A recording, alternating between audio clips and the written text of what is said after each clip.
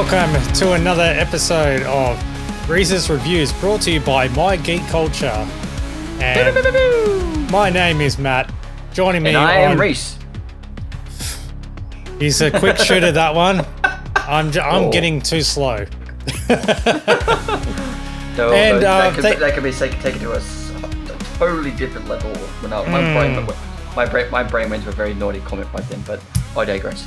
Whatever. So, and this podcast is all about movie, TV, whatever reviews. All things entertainment, TV shows, movies. It's evolved from going and stalking Reece's Letterboxd account, CashelSkyGuy, and quizzing him on his reviews to just whatever the hell we want to review now. So, hell yeah. Just want to say thank you very much for continuing to listen, as well as feedback as well.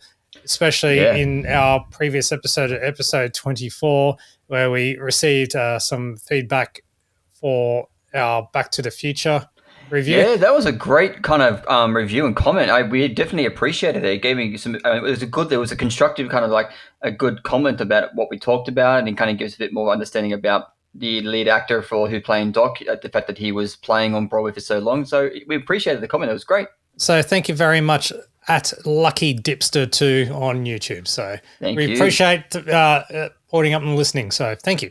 Thank you very much. So yeah, if you want any feedback, prove us wrong or whatever, you can leave comments on YouTube via My Geek Culture on YouTube, or email info@mygeekculture.com.au, or comment on our Spotify feed as well. Pretty much. In this episode, we are going to talk random bits of, well, actually, it's all Reece's stuff because ever since we chatted last, I haven't had time to watch anything. That's all right. It's one of those things. Yeah, it's I was able to keep up to date and keep things going, and busy man Matt man. I was able to got so much going on. He hasn't had a chance to, but I'm always here for our audience. I'm always here. I'm always catching up on things. So we've got some Entertainment Honourable Mentions for our team, for our listeners, along with a brand new released review of a film. Plus, we're going to go back in time to pretty much the beginning of this podcast, of this series, and we're going to go back to a classic review. So we're going to go back in time and review a old classic film, which I know would have seen. So you'll be able to give us your 2 cents on the matter. So We're going to go through with that. Cool. All right. Time for Entertainment Honourable Mentions.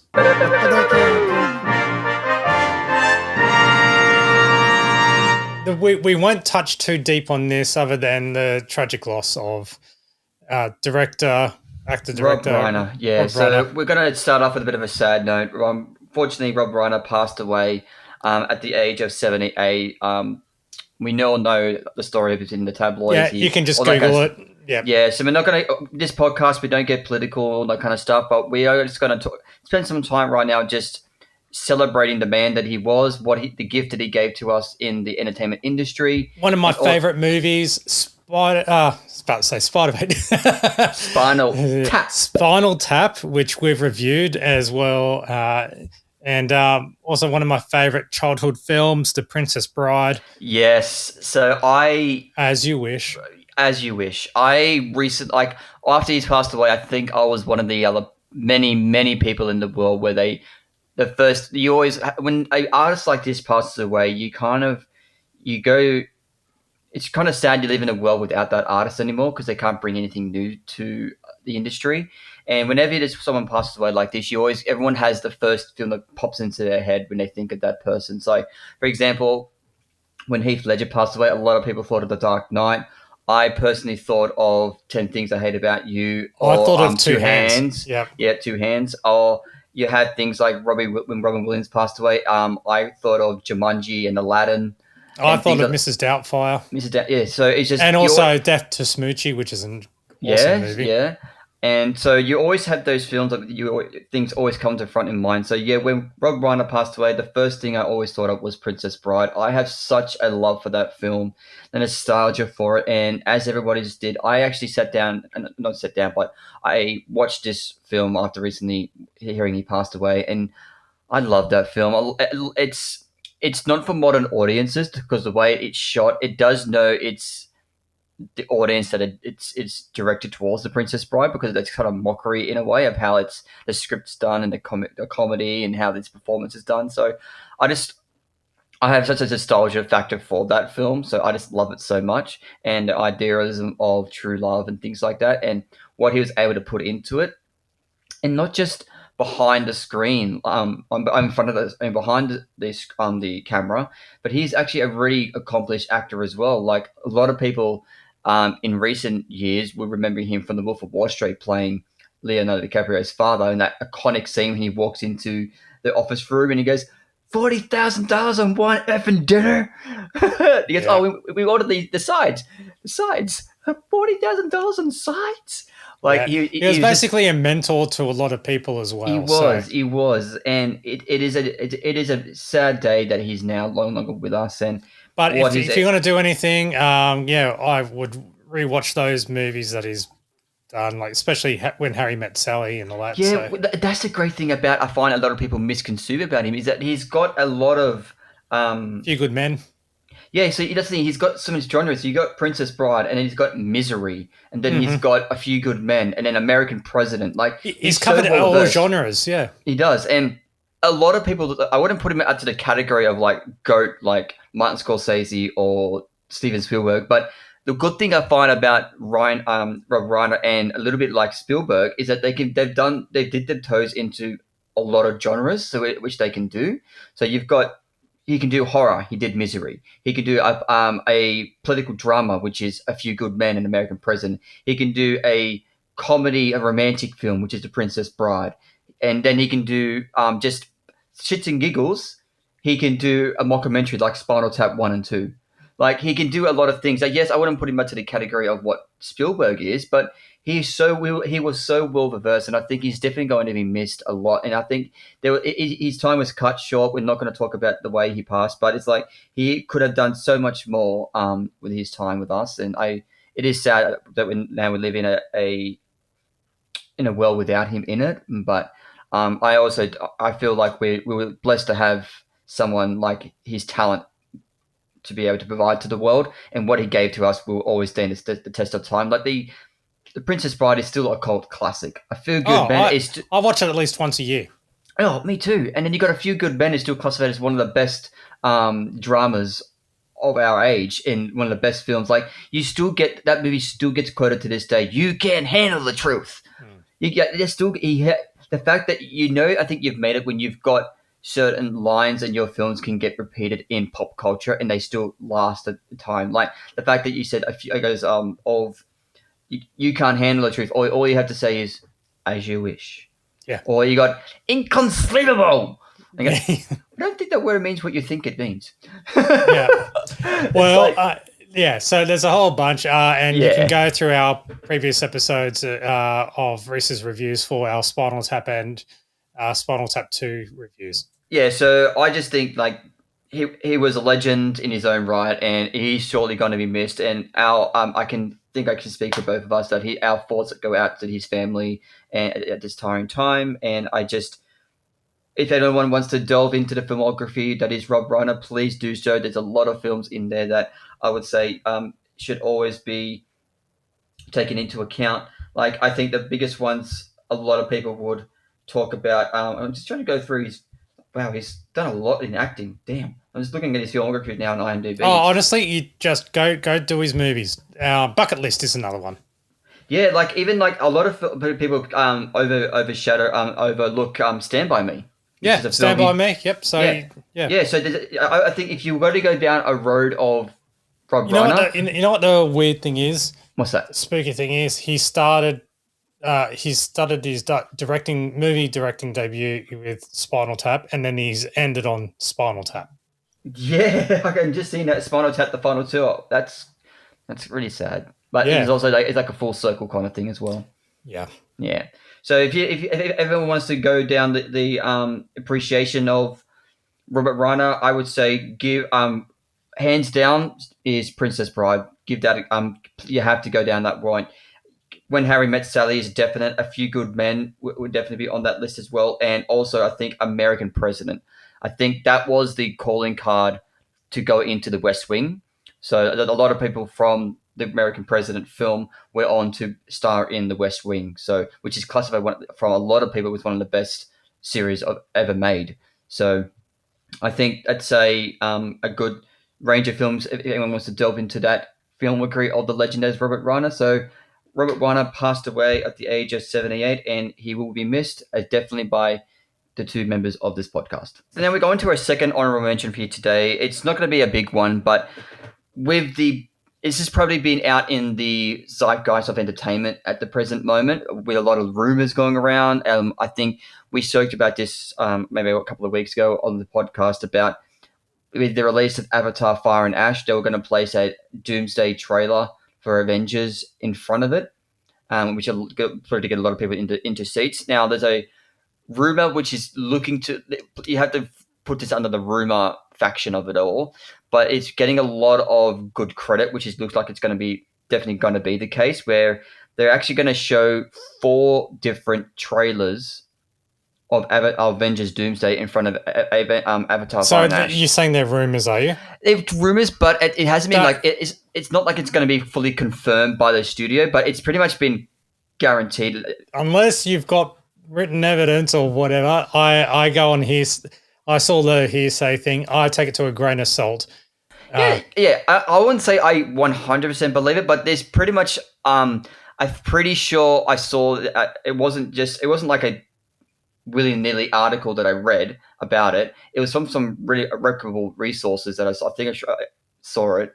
But pretty much what they're saying is that you've got 4 trailers. Don't reveal what's the rest of that information, though, because you're going to ruin it for me. No. You got pretty much. They're going to say they got the 4 trailers they're going to have, but they're going to be released one each week of the first 4 weeks of Avatar's release. So you have this week's release. As we're calling this podcast, Avatar is supposed to be released this Thursday. So we have one trailer, and then coming after next Thursday, a new trailer, and then so on for the first 4 weeks of its release. So so pretty much they're going to be releasing those 4 trailers 1 week for the rest of the week. So you're going to get a lot of fans like me wanting to see it. That doesn't mean I'm going to go see Avatar 4 times in the next 4 weeks. I'm planning on seeing it next week. So you please look out for our review for that eventually when it comes out. But that is going to be the plan. I'm not going to be seeing it 4 weeks. I would assume when they do release the trailer in front of Avatar, they'll give it like a day or 2, and then they'll put it up online. So pretty much by the end of the first month that Avatar's been out, we'll have 4 separate kind of trailers going through it. So that's kind of what's going on. Like, you're going to have a lot of spoilers going on. People are going to be, I guarantee there's going to be a lot of people who are going to buy a ticket for Avatar, go in, see the trailer, and walk out. So I personally won't be one of them because, for one thing, I don't have the time. At the same time, don't think like I would eventually see. I would like to see at least. I will be seeing at least one of those trailers on the big screen with me eventually seeing Avatar: Fire and Ash. But I don't think I'll be seeing all 4 trailers until they go online, which we can then go back and talk about them. But with that being said, do you have any thoughts about them what Marvel releasing these 4 trailers? Because what I was thinking about it is that there is so much riding on Marvel to get back into form. There's so much is riding on this film and the first glimpse of this film, and showing us his first glimpse of Robert Downey Jr. as Doctor Doom. What is your thoughts process of them wanting to release these 4 trailers and trying to get a good thought process? What am I saying? Thought process. I think it's overkill. I think it's completely overkill. I understand the hype, the sizzle that they've got to try and do. Yeah. But at the end, I think it's just too much. Like, okay. Yeah, I just think I just want the trailer to come out and then and then wait a couple of months and then release another trailer with some extra footage or whatever. But I guess I just don't want to. I'm not trying to buy into the hype. I am excited to see the trailers. I just think it's a bit overkill. Yeah, I can understand that. It's just I think because there's a lot riding on it too, but I also think because it is still 12 months away, and they don't usually start releasing trailers to at least maybe 4 or 5 months out. So the fact that they're going to be releasing our first glimpse a year out, I think we might get another one when it comes to the Super Bowl, maybe. possibly, but that's still a good 9 or so months away. So I really don't know, but I am excited. I am excited to see what this first glimpse. It's Avengers Doomsday is pretty much up my one of my most anticipated films of 2026. So I'm really looking forward to it and just wanting to see it come back to form and see the Russos back with Marvel and just see what the massive cast that they've got for this film is just insane. So I'm intrigued about it. The fact that they've got 4 different trailers, I'm going. It's a good marketing ploy to try and get a lot more eyes on Avatar, but also a lot more um, discussion had around Avatar, about Avengers. So here's to seeing what they do and what they provide us. But yeah, that is Entertainment Honourable Mentions. All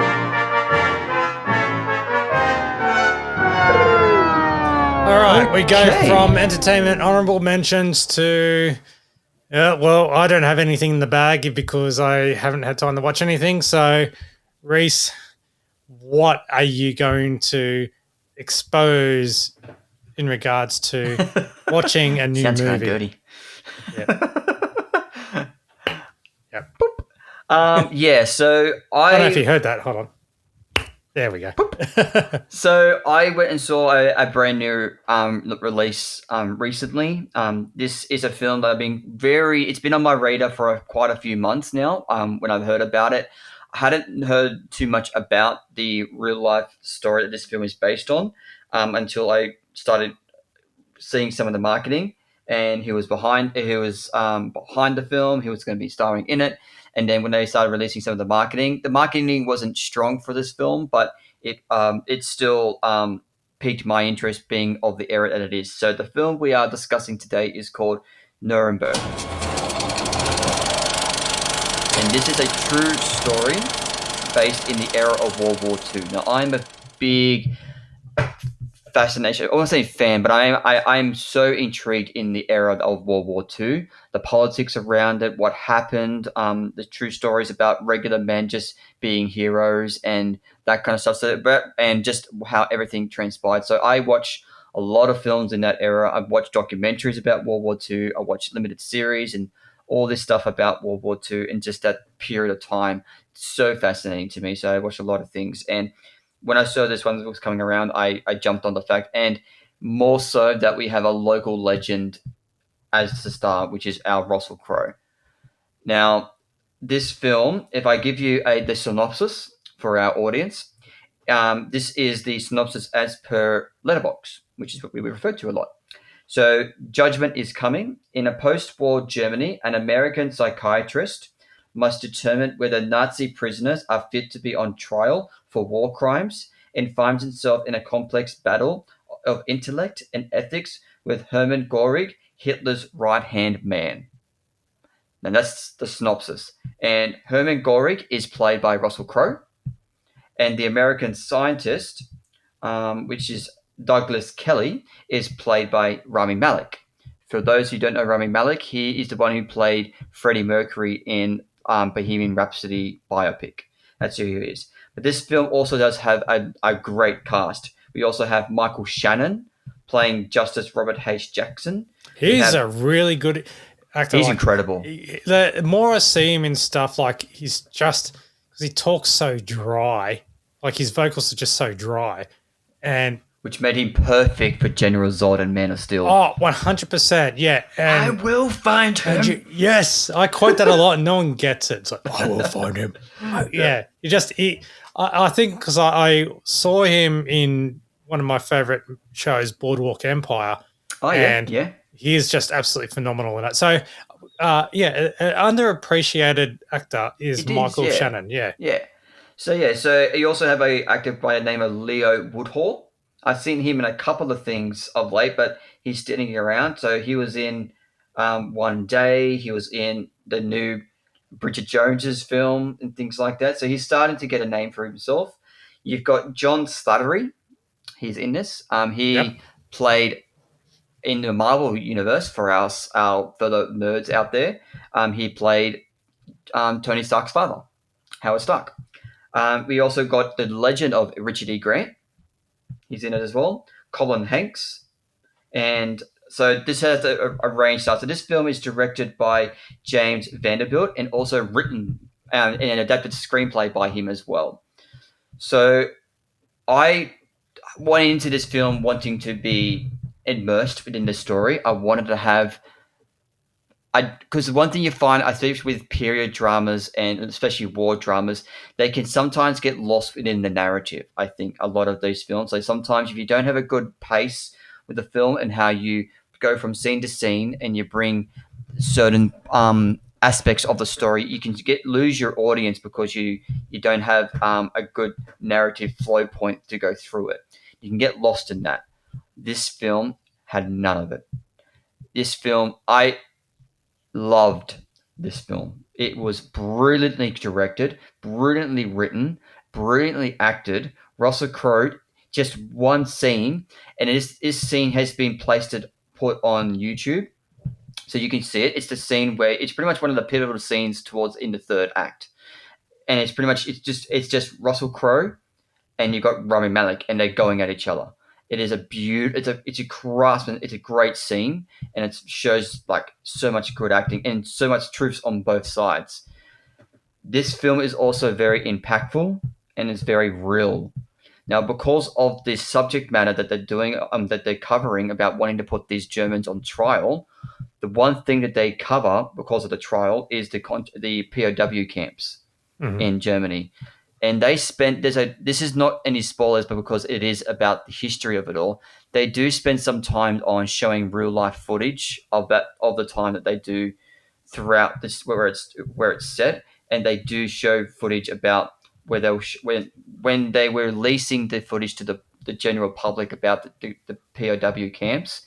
They were showing that footage as it was on the screen in the film, and every once in a while they would just show reactions from the characters.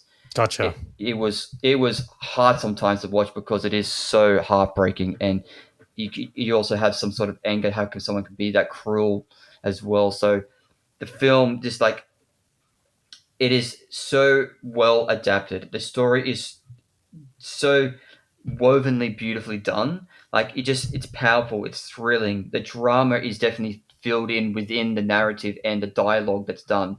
You really get behind the characters, and it's also so heartbreaking as well. At certain points, like where how it ends, like because it's sticking to the truism of where it is adapted in the story. It doesn't end the way you think it's going to end in a certain Oh, way. okay. So there's a bit of Like a plot twist. okay, not much a plot. Okay, it does end in the way you think, but at the same time, it doesn't because there's a little point at the end where you're going. I was watching it because a lot of these films, which I think every biopic, everything in true story, what's the one thing happens at the end? You have crawls and you have paragraphs go onto the screen telling you what happens, what actually happened in real life, and things like that. So Yep. when that starts coming up, I was sitting in the theater and I was reading what kind of transpired after the moments of the actions of the film, and I was just taken aback and going, I went, oh wow, really, wow, what? And I was so taken aback by that, and I can't talk about this film without talking about one of the guys I was just talking about, which was one of the he is one of the supporting acts of the film, and a lot of his scenes are with Rami Malek and Leo Woodhall, Sergeant Howie Trist.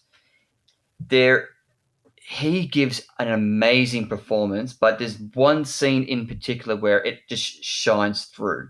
It's a long scene. It goes through it goes over 5 minutes, and I'm not going to give anything away to our audience because we don't do spoilers. But all I would say is the scene that I was referring to. If you ever get around to watching it, it's him on a park bench on a train station with Rami Malek. Just that scene just captivated me, and it reminded me a lot where back when I watched later on this early this year, The Life of Chuck, when I was talking about the one scene that Mark Hamill was in, where you just the dialogue was rich, he performed it brilliantly, and you're locked onto every word. It was so beautifully acted and directed as well. So it was just it didn't have to go from different angles or anything. It just kept on 1 to 2 shots of Rami and Leo just going back and forth with it. It was a great scene, and so I can't talk enough about this film. I thought it was beautifully directed, beautifully written, beautifully acted. It was the narrative was perfectly done. Now, some people will find it a bit lost in points, a bit hard to see at certain points, maybe in one particular scene. But I found this film was a testament for filmmaking, and I think they did a brilliant job. Now, I rated this film on my Letterboxd 4.5 stars, just short of a 5 star. The reason why I didn't do 5 stars is because there was maybe one or two moments where I thought some of the way they acted certain points and they depicted certain things could have used a bit of different flow, but that's very much a small nitpick, like a very small. I'm literally nitpicking in certain points, but I gave this 4.5 stars, and I could not talk about this film high enough. Wow. It's not a film that you can watch it every single year. Like I personally could watch Hacksaw Ridge every single year. It's one of my favorite films of all time, and that's a war film. Because this is so heavily drama filled, I could watch this every couple of years, but not one you could watch every year. But I think it's still one of these films you should at least watch once in your lifetime. I personally Okay. think. So when it comes to this style of film and the subject matter and the genre, do you lean much into? Do you like first thing? Have you heard about this film? And secondly, have you when it comes to the drama of war films, like not war action films, but war drama films, do you lean into some of those films, or do you not? Do you tip your toes into those kind of genre very often? I do like war films, Yeah. and like because say with Saving Private Ryan, your Thin Red Lines, your 1917, Mm. and like except for Pearl Harbor, fuck Pearl Harbor. And Pearl Harbor's. Hey, say what you want about Pearl Harbor. There's two great things about that film, and I would die on this hill. Pearl Harbor, even though it is a shocking story and it's crap a lot of the times, the way he depicted that bombing of Pearl Harbor was so realistic and real, and only Michael Bay knows how to blow shit up. Yep. And the second best thing about that film is Hans Zimmer's hauntingly beautiful score. I will never get over the fact that when they're in the water and it goes from sunlight to darkness straight away. So, yeah. Anyway, that's a different story. No, but I do love my war films. Yeah.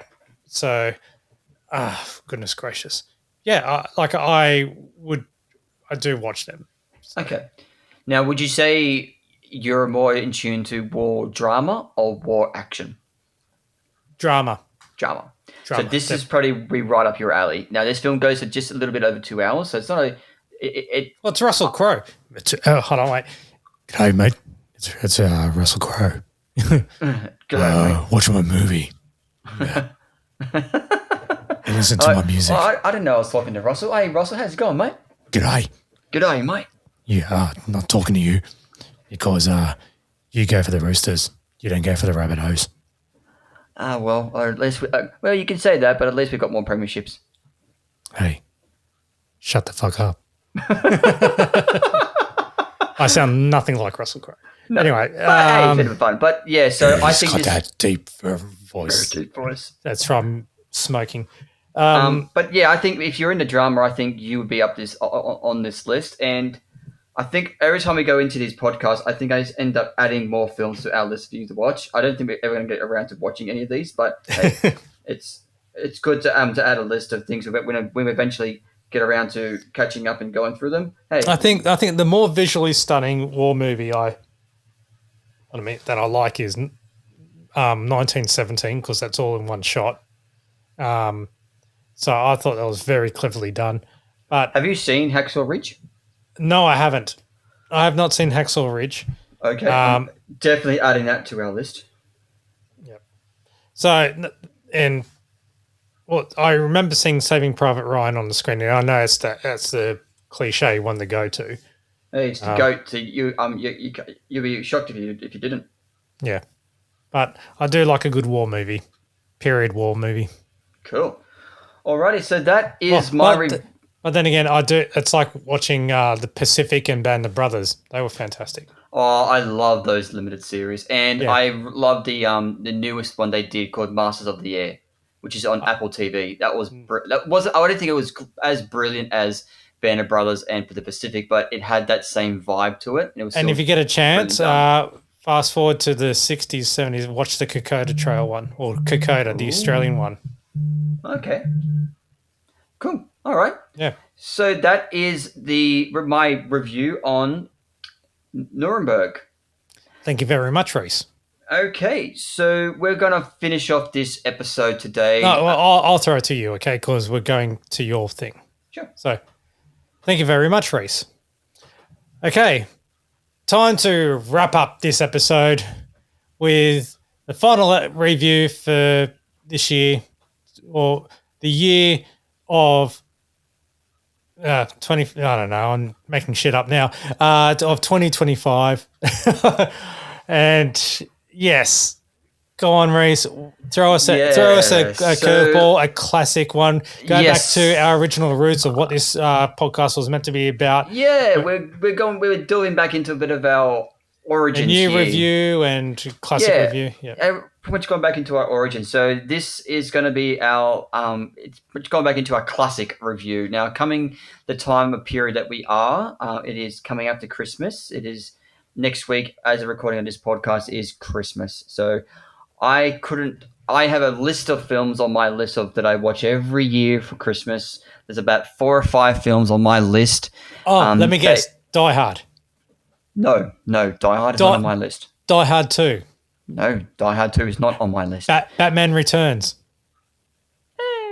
That's a Christmas movie. And squeezing in Ghostbusters 2. Because that covers Christmas and New Year's. Sure. Okay. So no, none of all of the above, but my list will consist of is always Home Alone or Home Alone 2, The Elf, The Grinch to Stole Christmas with Jim Carrey. Just Friends? Nope. So those, so Home Alone 2, The Grinch, Elf, and those are the mentioned before, but it's always now, since a couple of years ago, I'm ashamed to say it's been the first time I watched it only a couple of years ago. My wife got me to watch it, which Deadpool. Sure. Are you just throwing random shit into now? No, have you not seen? I've got the Blu-ray of Deadpool where it's got Deadpool wearing his Christmas jumper. Or was it Once Upon a Time with Deadpool, something like that? Once Upon a Deadpool, yeah. Once Upon a Deadpool. Which is a nice tribute to Rob Reiner. Anyway. Yeah. yes, it is. So I got introduced to this film. I already knew about it, but I hadn't actually watched it until a few years ago. My wife got me onto it, like I said, and I am so happy she did, because this film is so beautiful. And the film we are talking about is Miracle on 34th Street. Now, this is a Christmas classic. I know that. It's even better the fact that I've been to New York a few times now, and I can see a lot of the locations that this film was filmed at, and it was like 34th Street. 34th Street. Yes, Central Park, and just going through certain things. So I loved this film. I rewatching it this year while putting up my Christmas tree with my wife and things like that. It was such a wholesome film to watch. It has got such a beautiful message about magic and about just believing in the unknown, that is faith in Christmas, faith in a higher being kind of thing, and just gives you that sense of belief in everything. And it's brilliantly on every single level. The script is done beautifully. It's brilliantly directed by Les Mayfield. Richard Attenborough could not have been more perfect for this role. He gives such warmthness and innocence, and just someone you could trust in. The innocence of a child's imagination is very much brought to life, and he definitely will make you believe in Kris Kringle, in Santa, and anyone who's a skeptic. He will convince you. All you have to do is have a conversation with him and just see how he acts around, and make you believe in what he wasn't to do. Like the entire cast that supports Attenborough, Mr. Kringle, it is so genuine all around, and it's so beautifully done. And I could not talk more about this film. And like, even that ending, like, this is the one. Okay, when it comes to our classic reviews, we can talk spoilers, because this film has been out since 1994. So if you have not seen it by now, and it's a remake, and it's a remake. So I'm pretty sure if you haven't ever seen it by now, where have you been going? You should be hiding under a rock. But the one scene at the end where they're in the courtroom and he's getting a little bit defensive, and then all it takes is the young actress in the film, which was played by the beautiful. She will always be to me would be Matilda. It was Mara Wilson. She always would be Matilda to me, but and the little daughter from Mrs. Doubtfire. So that scene in the courtroom where it comes down to the judge has pretty much almost made up his mind, and then this young girl walks up to the judge, gives a Christmas card, and with a dollar bill, and it circles what it says on the card. And with one moment like that, he was able to pretty much tell the audience that believing in Santa could have the same effect as believing in a higher power. In God we trust.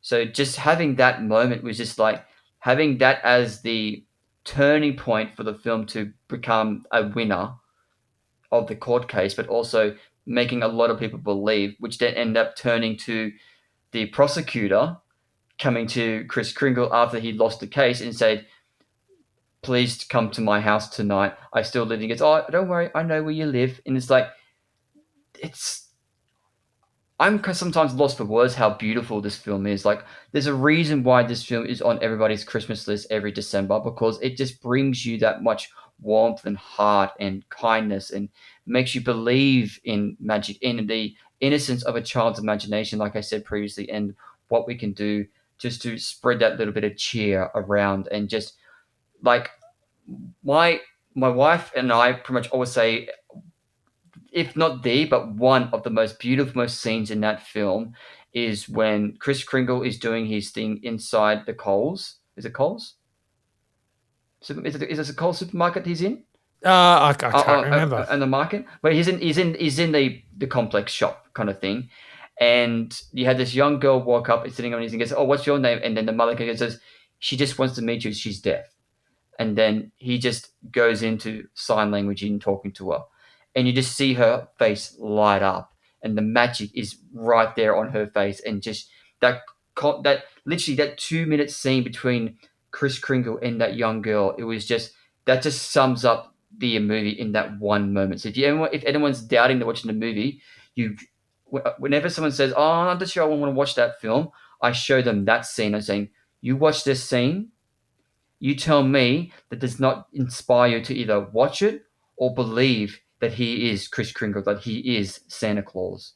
It's so beautifully done, and they don't make films like that with that innocence anymore. Like I watched a film last year which didn't get much marketing. It went over a lot of people's radar. I wouldn't say it gave me the same vibe that what this one had, but it gave the ending and the message behind it was very similar when it comes to believing in a child's imagination and the power that it has. And that doesn't matter if you are 15, like a 5-year old, 10-year old, or someone like me um, in their 30s. Everyone can have an imagination. Everyone can believe in magic. And the world is a very scary place. But as long as you believe in something, believe in the magic of the world, you, things can be, you can find happiness and find a light in some of the darkness to make you get through those points. Because this is what films are all about. Like we want to find an escapism. For that's one of the things I love about it. And maybe sometimes it can be perceived as being obsessed, but the whole idea is that you can sit down into a movie theater at home. You can put on a movie, and for 2 hours, you're swept away into another world, another land, a different part of the world, a different story. And for 2.5 hours, you're in that. Everything else goes away, and you're in that world. And you have an escapism. You have a realization of that. And the fact that you can do that with film, I think it's a beautiful thing and should be cherished. And yes, the things that you're are in the real world are still there, all your heartaches and things like that. But at least you can go into these things, into films and TVs, and be able to have an escapism and just leave your world away for a couple of hours and have that entertainment factor, that fun. I think it's a fantastic thing, and this film does it in spades. It's such a beautiful film. I could talk about this for a little while longer, but I want to leave it to you. I know you've seen this film. What Uh, is your thoughts on A Miracle on 34th Street? I have not watched it for a long time. I'm talking about when it was last time, like VHS. There we go. That's the last time that I've watched it. Wow, man, Uh, we're showing our age now. yeah, Sir Richard Attenborough, fantastic. The likeness, like he was a perfect person for that role, Yeah, and I just remember enjoying it thoroughly as a child. yeah, So it holds the spirit of Christmas up, and just that's why it's always a go to for a lot of people, because it's just so like family friendly, and yeah, it's just an amazing film.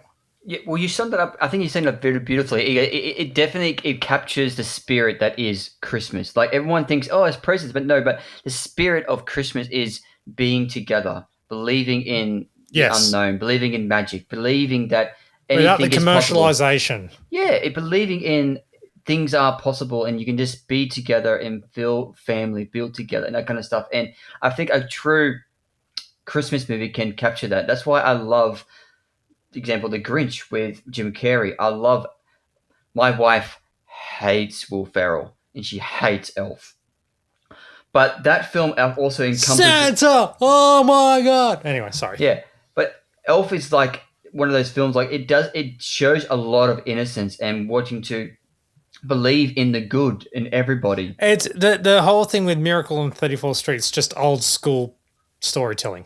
Yeah, old Hollywood at its Yeah. finest, and it's not even old Hollywood because it was released in 1994. Yeah, but I'm talking in regards to the original. Oh yeah, absolutely Yeah, original. but like Yeah, it keeps that core element there. it does. It does. Yes. Instead of trying to modernize it, or like commercialize it, Yeah. they stick with the old school cool of the old silver screen storytelling. Yeah. Yeah. So I love this film. It is definitely on my pantheon of my. I would say it's in my top 5 favorite Christmas movies of all time. And like I said at the beginning, it is on my list every December, every year. It is on. I would watch it along with my other films, which I've already stated off. So if you haven't watched Miracle on 34th Street, please, we've still got some time before Christmas, sit down and watch it. It is a perfect film for Christmas Eve, just like the Santa Claus is, just like Elf is, just like the Grinch is. These films are stigma for Christmas, and I think a lot of those films in particular are perfect for Christmas Eve with the family. You get around the TV. You all come together. You have some nice snacks and popcorn, and just sit down all together, and you can watch this beautiful film of the essence of Christmas. So that is my kind of big classic review. I Out of didn't go five, much. Five out of five sweet. without even question. I'm not going to go into technicality of the film relating to directors, cinematography, things, because I don't need to. It's about the story. It was delivered beautifully. It was acted beautifully, and each scene moved the story along beautifully, and it was all crafted fantastically. So 5 out of 5, like hands down. I would give it 6 stars, 10 stars if I could. So it is like hands down, yeah, one of the best films I've seen. But it's like one of the best films I've seen for it's. You can't go into the Christmas period without watching it. So Nice. that's my personal thing. Thank you very much for that, Reece. Thank you, Maddie.